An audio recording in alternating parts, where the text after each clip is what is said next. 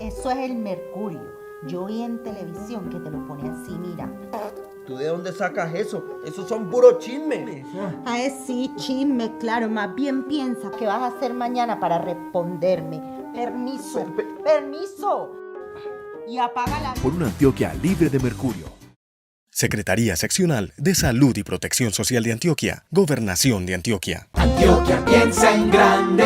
Continuamos con la conferencia Sepsis en Urgencias, que lo presentará el doctor Jorge Iván Cohen Cajiao, médico especialista en medicina de urgencias, especialista en gerencia de la salud pública, docente de la Facultad de Medicina de la Universidad CES. Buenas tardes, doctor Cohen. Ok, buenas tardes. Primero que todo, agradecer al comité grupo organizador. Ahora me acordaba con Reinaldo y creo que este es como el 6º o 7º año seguido que estoy por acá. Segundo, pues estoy aquí a nombre de la universidad, no a nombre propio, a nombre de un grupo de trabajo. Yo trabajo con la Universidad CES hace varios años. Soy el jefe de posgrado de Medicina de Urgencias y soy coordino el Centro de Entrenamiento Médico y Paramédico con Simuladores. Y tercero, cuando me hicieron la propuesta de hablar de sepsis en urgencias, y ahí estuve viendo la programación, es como el primer tema enfocado desde urgencias. Dije, claro que hay que hablar de sepsis en urgencias. La razón, cada vez más pacientes. La razón, hay literatura nueva de sepsis. Hay obligación de interpretar muy bien la literatura que hay en sepsis. Y tercero, los pacientes siguen falleciendo por sepsis. Entonces, esta conferencia es enfocada al servicio de urgencias y es enfocada al servicio de urgencias de la baja complejidad, de la mediana complejidad y de la alta complejidad. Ese es otro mensaje que tiene que dar. Este paciente no escoge a dónde llegar. Este paciente llega a un servicio de urgencias y los servicios de urgencias son de diferente nivel de complejidad y en cada uno de esos niveles de complejidad hay que actuar sobre un paciente con sepsis. Entonces yo aquí no me voy a meter en el tema de la ventilación mecánica, de los vasopresores, no. Vamos a mencionar algunas cosas y vamos a tratar de interpretar lo que hay reciente en la literatura mundial y ver cómo realmente debe ser interpretado. Definitivamente patología que en el mundo empieza a generar una obligación y una obligatoriedad de ser identificada inclusive desde el escenario prehospitalario. Cada vez hay más papeles en la literatura mundial. Cada vez más hay evidencia en la literatura mundial que los sistemas de atención prehospitalaria tienen y deben tener herramientas de estratificación e identificación de riesgo y saber si ese paciente que está en la casa y es un paciente inmunocomprometido, usador de corticoides y que tiene fiebre, tiene mayor riesgo de un paciente que no utiliza corticoides. Que si ese paciente es un paciente con diagnóstico de VIH-Sida y su motivo de consulta fue fiebre, tiene muchísimo mayor riesgo. Y esa información desde el escenario prehospitalario se conecta y se sobrepone, por decirlo así, al primer proceso asistencial o a la primera actividad asistencial de un paciente haciendo contacto con un servicio de urgencias en nuestro país. Y esa primera actividad asistencial se llama triaje o clasificación de pacientes. Entonces aparece la siguiente tarea, que es acordarnos identificar qué hay alrededor de un paciente que nos tiene que hacer sospechar que ese cuadro infeccioso puede ser una infección grave, una infección severa, una infección que está o puede estar generando un síndrome de respuesta inflamatoria sistémica. Aquí probablemente la gente que haya leído la literatura reciente, 2016 a 2018, la primera pregunta que se hará es ¿y por qué él está mencionando el nombre síndrome de respuesta inflamatoria sistémica si la literatura mundial hoy está proponiendo que esa definición desaparezca o que no exista? Ahora vamos a ver una de las conclusiones, si realmente debemos seguir utilizando el síndrome de respuesta inflamatoria sistémica como un estratificador de riesgo o no. Pero está muy claro que aquí hay una cantidad de condiciones asociadas que ante un paciente o una paciente, un neonato, un anciano, un paciente pediátrico, que tenga alguna de estas variables de riesgo, eso genera un riesgo séptico y eso obliga a que si ese paciente está en el contacto inicial con un médico o con una enfermera profesional en el área de triaje, esto amerita que prendamos alarmas y digamos, este paciente necesita iniciar un proceso de atención coherente. Y la razón está demostrada desde hace mucho rato, esto es una de las publicaciones clásicas que hay puesta por ahí en el 2003, y este es otro mensaje que quiero dejar. A mí mis residentes me dicen, pero profe, es que eso no es nuevo. No siempre lo nuevo es lo mejor.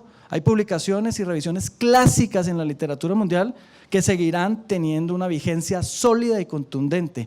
Esta es una de esas.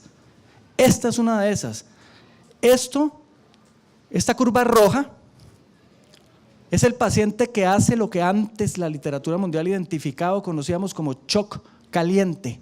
Esa definición desapareció, pero fisiopatológicamente es el paciente que es capaz de hacer taquicardia, es el paciente que hace fiebre, es el paciente que hace taquipnea, es el paciente que pone hiperdinámico, es el paciente que es capaz de defenderse inmunológicamente.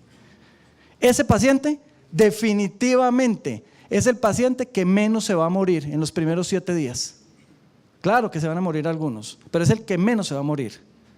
Vamos al otro extremo. Este paciente de la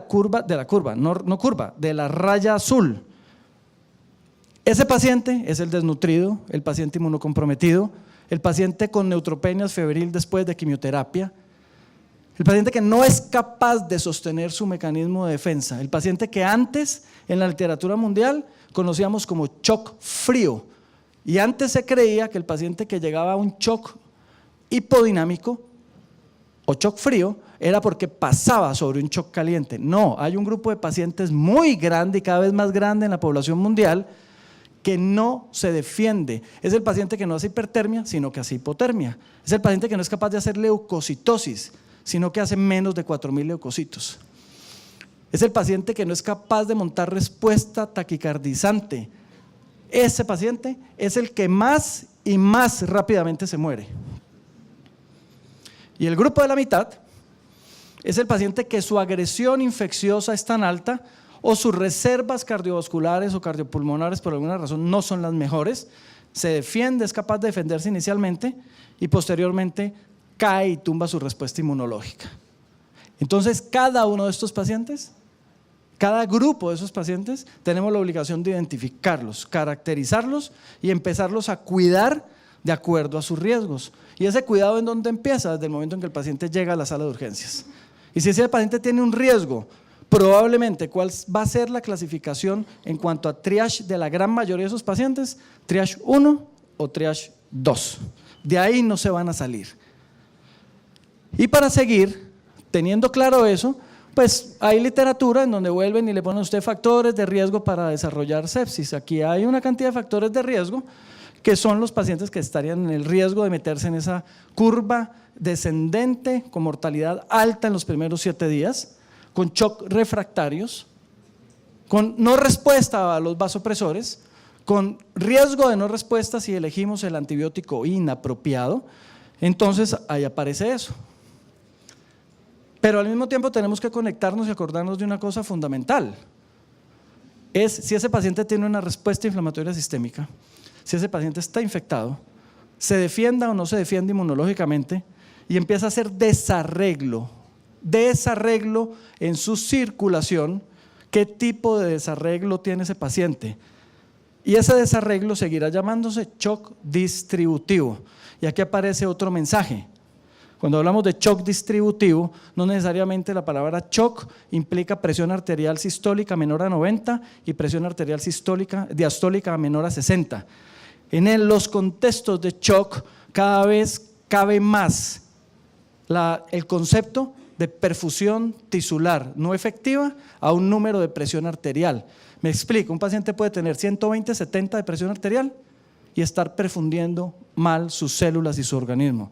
¿Y por qué? Porque en ese contexto sigue hablando y se sigue presentando la clara explicación fisiopatológica desde hace muchos años, que esta enfermedad es una enfermedad de la microcirculación. Y hay gente que ha investigado muchísimo de microcirculación en el mundo. Y antes de ir a coger la guía de Surviving, antes de coger el último documento de Sepsis 3, tenemos que acordarnos que este desarreglo de la microcirculación hace que haya tejidos muy mal perfundidos por la microcirculación, y aquí hay células que están tratándose de defender haciendo metabolismo anaerobio, y que esas células no son solo las del riñón, claro, son las del riñón, son las del pulmón, son las del hígado, y ahí es donde empiezan a fallar algunos órganos, y que ese desarreglo en la microcirculación depende de un proceso fisiopatológico que se llama shock o estado distributivo o estado vasodilatado, y que probablemente una de las intervenciones iniciales que tengamos que hacer, además de considerar el antibiótico apropiado, además de cultivar el paciente y todo lo que sabemos que hay que hacer, es empezar a reanimar adecuadamente a nuestro paciente. Y para reanimar adecuadamente a nuestro paciente, realmente lo que empezamos a reanimar es la microcirculación. Porque lo que estamos reanimando no es un número, lo que estamos reanimando son células y tejidos. Y lo que estamos tratando de reanimar es que este nudo de capilares, este nicho de capilares, sean capaces de soportar la nutrición y la llevada de sustratos a este tejido, a esta célula. Y esta célula tendrá un punto de aguantar ese proceso fisiopatológico en ese desarreglo de la microcirculación, o llegar al punto en donde dice, no soy capaz. Y cuando esa célula dice que no es capaz porque ese sistema está vasodilatado completamente, el endotelio está dilatado, las uniones endoteliales están abiertas, el líquido se está perdiendo desde el espacio intravascular hacia el espacio extravascular, aparece un concepto que no nos vamos a poner aquí a detenernos a la explicación profunda de cada gráfica, porque primero el tiempo no nos da y tampoco es el objetivo pedagógico. Aparece un punto que se llama la entrega de oxígeno crítica al tejido. Es que por más que se esté intentando hacer, no es capaz el organismo a través de sus lechos capilares de entregar los sustratos al tejido. Aparece ese punto de D2 crítica, y miren que la D2 crítica está completamente relacionada con el aumento del lactato. Ese es el punto en donde las células empiezan a hacer metabolismo anaerobio, y cada órgano y cada tejido empieza a fallar, y probablemente en ese modelo de falla multiorgánica llegará a un punto de reversibilidad, o llegará a un punto en que el paciente llega a un punto de irreversibilidad. Entonces ahí aparece un escenario fisiopatológico del cual no nos podemos olvidar. Vuelve y aparece una cosa que quiero mencionar, y es una obligación académica y pedagógica. La medicina no puede seguir siendo la práctica clínica a través de guías. Las guías son muy importantes, las guías son fundamentales, pero antes de que un médico, un profesional coja una guía, tiene que acordarse y soportarse en todos los conceptos fisiopatológicos, anatómicos, etcétera, etcétera, etcétera. Después de todo eso, coja la guía, porque si no nuestra práctica clínica sería muy sencilla, ¿cierto? Aquí está la guía de neumonía, aquí está la de meningitis, aquí está la de síndrome coronario, aquí está la de sepsis, aquí está la de ta, y usted a todos los pacientes les va a hacer lo mismo. Esa no es la medicina. Esa no es la medicina. Usted adapta el paciente a la guía adecuada y a la guía pertinente, y utiliza herramientas de esa guía para el cuidado de su paciente. Pero usted no coge esta guía y a todos los pacientes de neumonía los trata igual, a todos los de sepsis los trata igual, a todos los de infarto los trata igual. Ahí se cometen errores de práctica clínica y violentamos la seguridad del paciente. Además se nos olvida una cosa, que bajo el concepto actual de desaparición de la respuesta inflamatoria sistémica, del tema de desaparecer el síndrome de respuesta inflamatoria sistémica como concepto fisiopatológico, se olvida que había una definición asociada, que era el paciente que hacía respuesta antiinflamatoria sistémica, que uno se llamaba CIRS y otro se llamaba CARS. ¿Qué pacientes hacen respuesta antiinflamatoria sistémica? Precisamente los que mencionamos ahora. Los desnutridos, los extremos de la vida, los pacientes inmunocomprometidos, los que no son capaces de defenderse. Y entonces empiezan una cantidad de definiciones desde hace 6, 7 años, en donde nos empiezan a decir, no siga pensando en síndrome de respuesta inflamatoria sistémica. Esa definición debe desaparecer del contexto médico.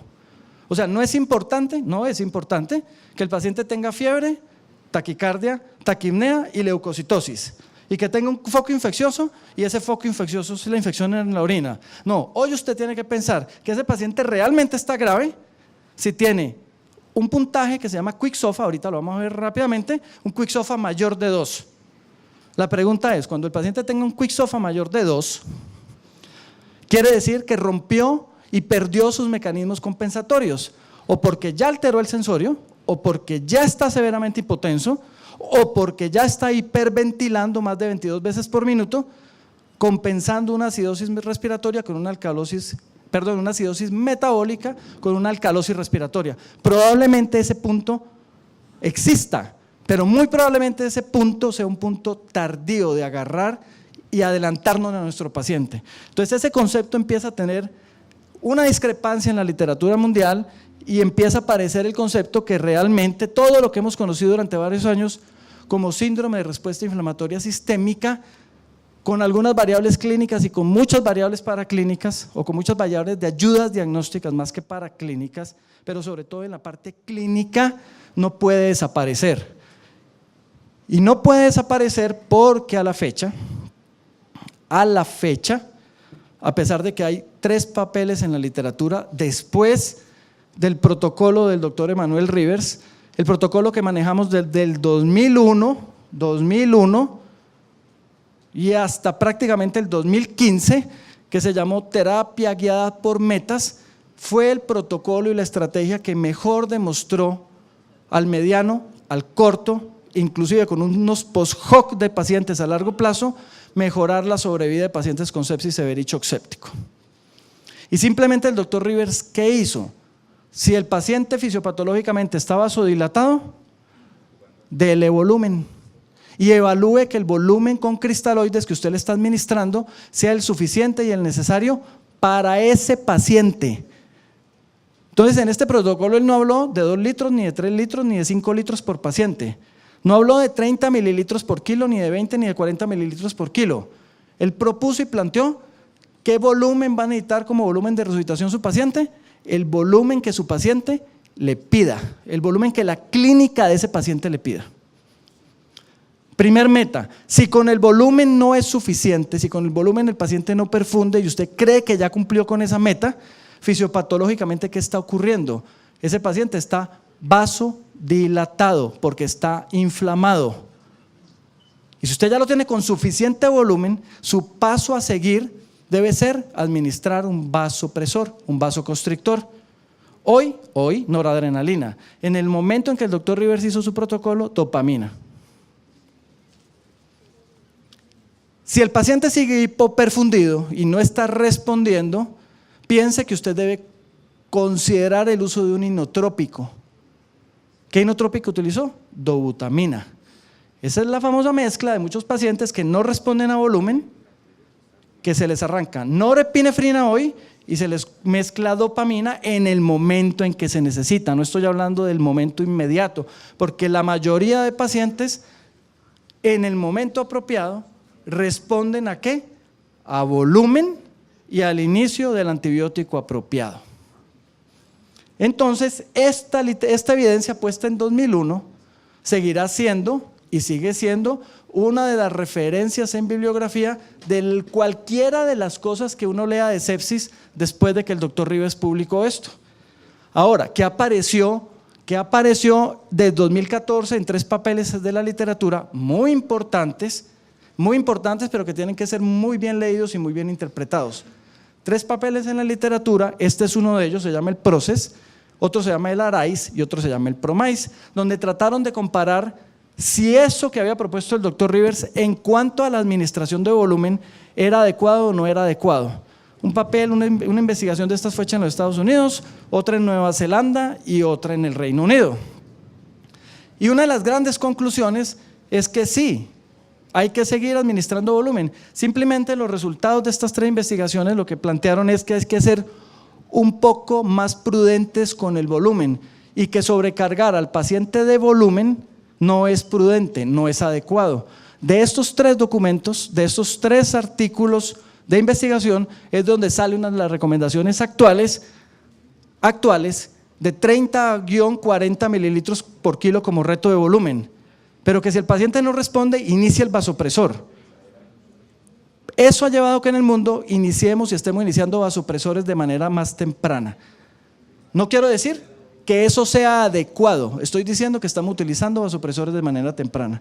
Que sea adecuado o no, su paciente es el que se lo va a interpretar.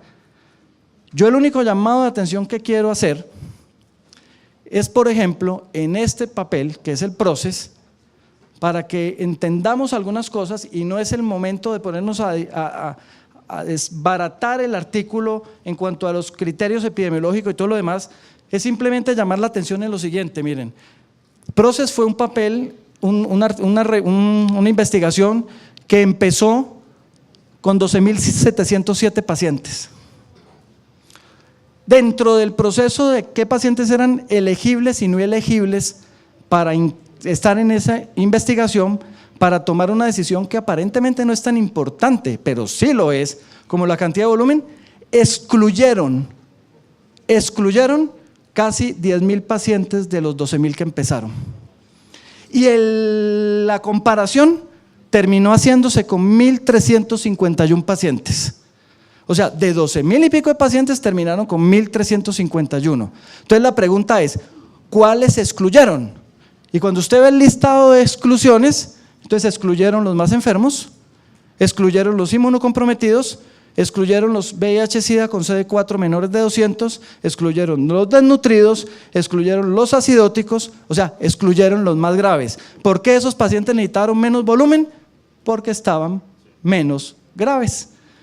Entonces, esa es una de las conclusiones grandes que tenemos que saber manejar, interpretar, porque ahí están los 3 papeles que llevan al famoso documento actual, muy actual, de Sepsis 3. Y Sepsis 3 es supremamente importante. Sepsis 3 es clave. Lo que tenemos que hacer es interpretar muy bien la información de Sepsis 3, porque si interpretamos mal la información de Sepsis 3, nos va a pasar lo siguiente. Aparece la famosa novedad del Quick SOFA, aparece el SOFA Score, y sobre esto aparecen unos conceptos generales que nos pone Sepsis 3 que no son nada diferentes a los conceptos que conocemos desde los 80s y desde los 90s en sepsis. Pero aparece lo siguiente, que es un flujograma que propone Sepsis 3 que nos puede llevar a cometer errores por aplicarlo en el paciente inapropiado y en el momento inapropiado. Yo quiero hacer la siguiente pregunta y cada uno se la va a contestar o cada uno la va a analizar. Yo puedo tener un paciente infectado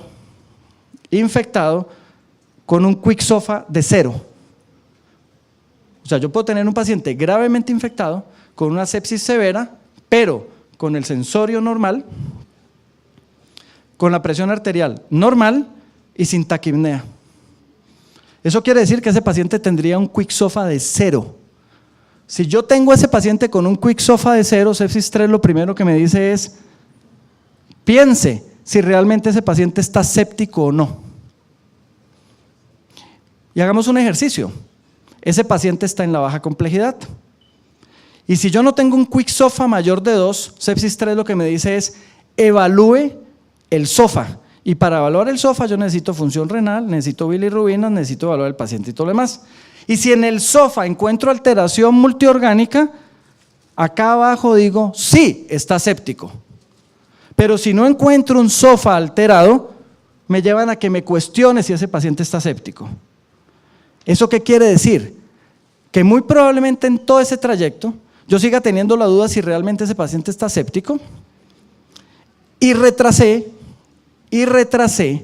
la intervención fundamental que se conoce desde hace muchísimos años para salvar vida a estos pacientes, para salvarle la vida a estos pacientes, que se llama el inicio temprano y oportuno y adecuado de antibióticos en la primera hora. Sepsis 3 y la mala interpretación de Sepsis 3 ¿a qué ha llevado? A que estemos retrasando reanimaciones y estemos retrasando inicio oportuno y temprano de antibióticos. Por eso estamos yendo en contra de lo que la literatura mundial nos dice en sepsis desde hace muchísimo tiempo. Quick SOFA es absolutamente útil. Los expertos lo dicen, la literatura mundial lo dice. ¿Para qué es absolutamente útil? Para detectar los pacientes más graves, pero no para detectar los que queremos que no se agraven.